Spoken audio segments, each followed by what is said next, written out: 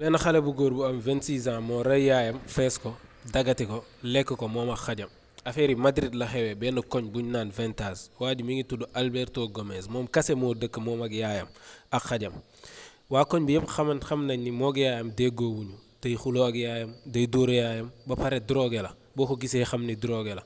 léegi à 26 ans seulement police jàpp na ko plus de 15 fois ndax mauvais comportement yu bon yu muy am ndax bu drogué woo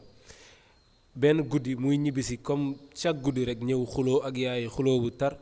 mu tax mu xeex ak yaay ji xoj ko ba yaay ji perdre connaissance léegi moom mu paniqué bi mu paniqué mu diri yaay ji ba si néeg bi muy xool nan lay def ba débarrassé wu si corps bi parce que xam na ni yaay ji dee na mënatu si dara mu commencé ut ay outils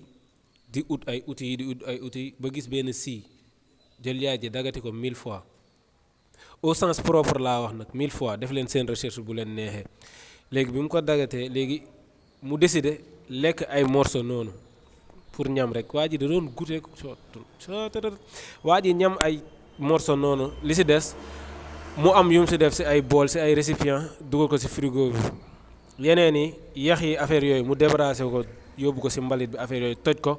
yóbbu ko si mbalit yi affaire yooyu bugguma ko waxee nii mais waa ji day lekk yaayam pendant 2 semaines mooy bu leen seen xel di tey moom man xaamu jël sama Hollywood bii nii waa ji day lekk yaayam pendant 2 semaines pendant 2 semaines tamit waa koñ bi gisuñu yaayam te xam nañ ne waa ji nu mu mel dafa violent ak yaayam gars yi commencé di inquiété wu ba benn xaritu yaayam keuse comme gars yi li ñuy wax gaañ keuse moo mujjee woo police ñëw am mandat perquisition